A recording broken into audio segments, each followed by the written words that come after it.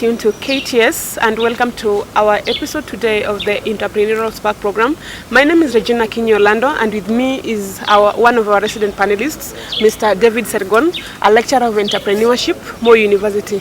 Welcome so much, Mr. Sergon. Thank you. In the course of last week, the CS for Industrialization and Enterprise Development, Mr. Aiden Mohammed, announced that the ministry wants to set up 4 enterprise incubation centers in the nation, and that is our main topic today. And we just want to focus on the objectives of these incubation centers, where we've been having other incubation centers, and whether our entrepreneurs have been making good use of the existing incubation centers. Welcome to the program.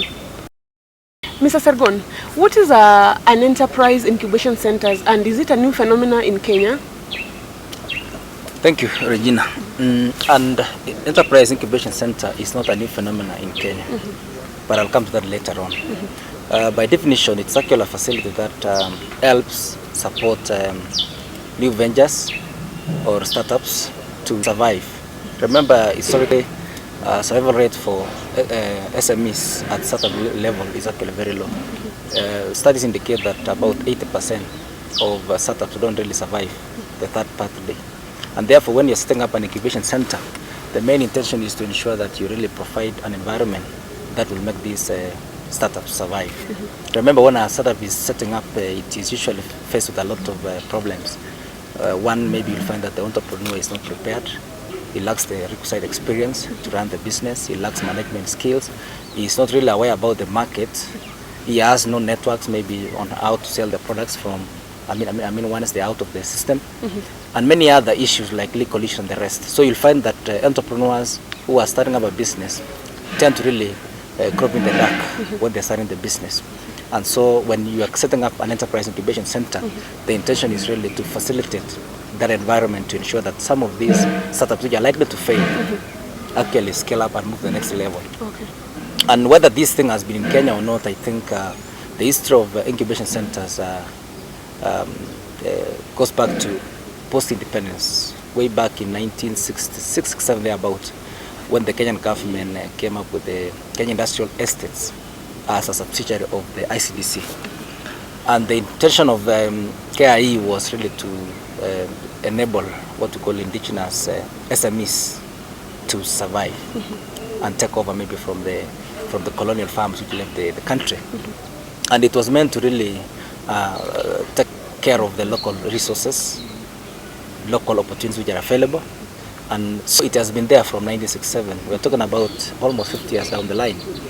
And later on, I think the issue of Juakali sector came in, the cottage industries, which is also a model of the incubators that we have.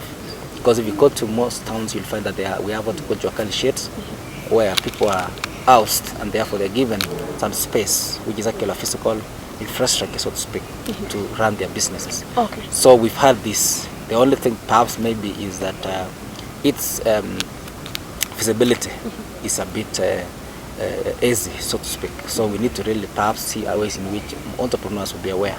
As I've earlier mentioned, the key objective really is to ensure that we spur entrepreneurial spirit in a country like Kenya. And the only way you spur this spirit is by ensuring that those who begin enterprises survive and even become prosperous, to ensure that other people will be able to help the same and move in. So the intention is really to ensure that startups survive. So survivability of startups is very important. Number 2 is to ensure that when we have these businesses, at the end of the day, you'll find that it helps create some job opportunities. Remember, in Kenya, we are plagued with an employment issue. And the only way we can generate employment is through the informal sector. The formal sector today, what they are trying to do is to downsize. And when you're downsizing and we are churning out thousands of graduates every year, the question will be, where will we absorb these people in the market? Sure. So the only way is to actually set up these incubation centers so that when young entrepreneurs venture into the businesses, the business will scale up. Once they scale up, then it means that we'll have to employ more people. So opportunities in terms of employment is very important. Number 3 is to ensure that at least we try to really utilize our local resources, which is actually within the realm of entrepreneurship. An entrepreneur, once they are being prepared in terms of training and the rest, are much more able to identify opportunities. And if they do this, then we'll be able to really solve social problems that we have in the society. Because the heart of entrepreneurship is to address a problem. In fact, the realm nowadays is actually, the paradigm today is moving from what we call independent entrepreneurship to social entrepreneurship, which means that we've got entrepreneurs who identify social problems. It could be a problem like health problem. It could be a problem like maybe issues to do with education, to do with maybe literacy. Then you provide solutions which are actually within the scope of those particular problems that we want to address. And of course, lastly, I think when we do this, then our local economies will improve, our national economy will improve. So in a nutshell, we are engaging in this particular incubation to set up a model of how we'll be able to support the entrepreneurs in terms of infrastructure, in terms of business support, and then in terms of network, especially in the face of globalization, where we've been linked with the internet phenomenon, which means that we can be able to trade globally. And Mr. Sargon, from the objectives you shared with our viewers, how do these enterprise incubators, how are they designed? When we talk about an incubator, what comes to the minds of many people is the eggs incubators, sure, where we can incubate eggs and then we can hatch them into chicks. And that's an analogy which can still apply in business, because we also want to really incubate some individuals. Then when we hatch them, we release them to the market. So ideally, if you look at the models of incubators, one, they are actually what we call a conditioned environment, which has some certain specific infrastructure. It could be like a room where now we provide rent space to individuals, and then we have common services, so that we'll have maybe common internet, which will serve entrepreneurs who are there. We'll have secretarial services, so maybe we have a secretary who will coordinate issues. We'll have maybe a team that will do marketing for them.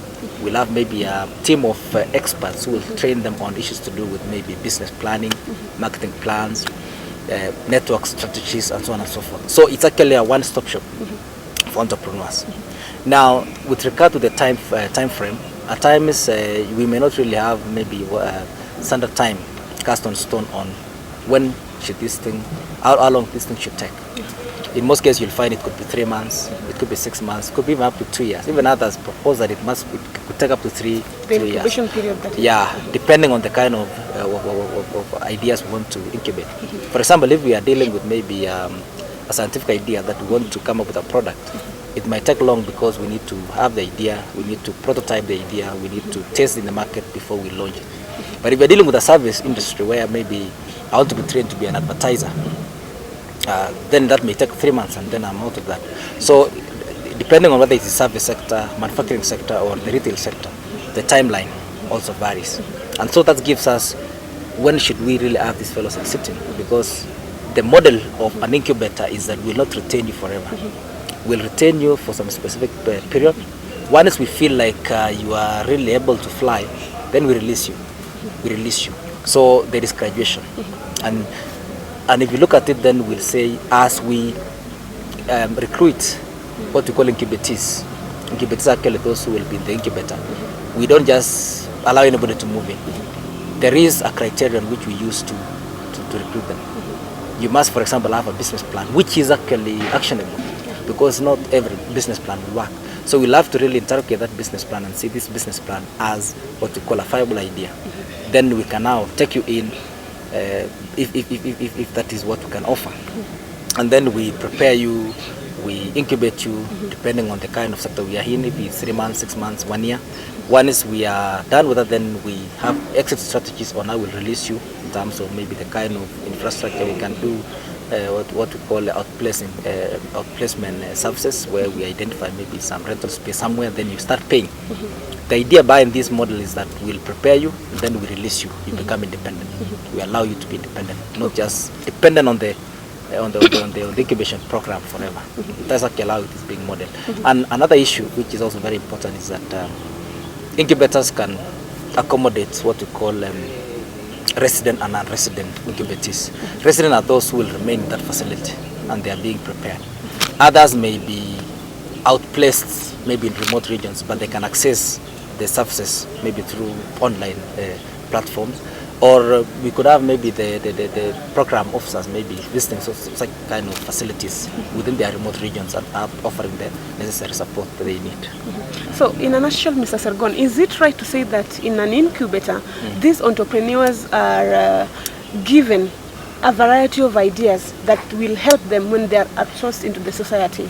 Yeah, the letter and the spirit of an incubator is really to prepare somebody to be independent, not to be dependent on the incubator. So I can agree with you that we want to empower you in terms of, especially in terms of the non-infrastructural support. This is where we're talking about maybe how to keep your books, talking about how to access maybe networks, in terms of how to deal with legal issues. At times maybe you need to draft a contract. Because if you look at most entrepreneurs, the best level of entry into business is to support large-scale farms. So if I'm a techno farm, SME, and I want maybe to support maybe Safaricom, I need to be facilitated to, of course, maybe have a contract with Safaricom on how to maybe deal with that kind of farm, because I may lack the wherewithal or the means of maybe writing that contract. So in a nutshell, what we are saying is we want to really churn out graduates from the incubator who will go and support themselves and perhaps even model the same thing amongst other people informally. And from what we've discussed, is it that enterprise incubation is it a process or it's an event? Enterprise incubation, just like entrepreneurship, is actually a process. It's a process. It's not something that you do it once. You must do it maybe over time. And when you talk about being a process, usually it begins with what we call the pre-stage moment, pre-incubation stage. In the pre-incubation stage, the incubator program will have to target the market. For example, when the minister says we want to set up 4 incubation centers in Kenya, I want to imagine they will be in major towns like Nairobi, Mombasa, maybe Nakuru and Kisumu. And when you are doing that, then you must have done what we call a market analysis to identify whether there is a target market for this kind of incubator. So if we are basically looking at maybe Nairobi, we might say we want to come up with an incubator that targets maybe technology-based kind of entrepreneurs. That's at the pre-incubation stage. So we'll have known, do we have these fellows who will want to come up with maybe certain computer programs, softwares, and so on and so forth to sell to the maybe large farms or any other market. Now, once we've identified the market, then we move to the next level, the entry criteria. The entry criteria is about who will now move in. Remember, the inception of this kind of incubation is actually based on the resource base. Usually, we are constrained on resources, and therefore, you may not have everything. You may not have enough space for every entrepreneur, especially in the face of this unemployment rate. So you need to really have a criteria which will pick strictly the number that you want to accommodate so that you can give them that value. So you must set the criteria for admission, and as I said earlier on, it could be something to do with whether you have a workable business plan, whether you have the necessary maybe educational level, because if you are in techno-based sort of incubator, level of education is very important. Whether you are likely to really get the market, because at times an idea could be very good, but then the market is not there. So we'll have to have a criterion which is used to really recruit these people. Now, once we've recruited them, assuming we've taken like 50 into the incubator, then the incubation takes place. That incubation, of course, has a host of issues. Remember, we'll have given you maybe a lot of training. When we train you, we are focused on maybe every kind of training. It could be how to handle customers, as simple as that. It could be training on maybe some technical aspects on how to use some certain technology. It could be training on maybe how to acquire a certain machine and then use it maybe for value addition. So we do training, we do networks, we do things like provision of infrastructure like rent and the rest within that incubation. And we've said it can take maybe some time, maybe 6 months, 1 year, depending on the kind of strategy that we want to apply. Then thereafter, we need to think of how to release these people to go and become independent in their towns and so on and so forth. So we talk about the exit strategy. So we need to really have a criterion which will help us exit these people from the incubator. And this, of course, will include, are you mature to go there? At times, people may want to use time as as a dimension for releasing people. But time may not be the best, because I may have covered 2 years, but then I'm not yet well versed on how to deal with the business. So in most cases, we look at the scalability of the business, where the business has grown. Two, we might look at the number of employees that can work in the farm. At times, you've gotten maybe like 6-7 people. There are a lot of networks here and there. So it becomes actually the right time that you can now exit you. So the criteria for exit must be very clear. Once we exit you, then you become a graduate. So a graduate from the incubator should be somebody who will be independent. You go set up your business and you do your business. But then we should not leave you, because at times complacency will crop in, and you'll find that the incubator will perhaps maybe face challenges here and there. We still have to offer what we call aftercare. Aftercare in the sense that once we've released you, we expect you to at least maybe be supported in terms of other issues like networks and the rest.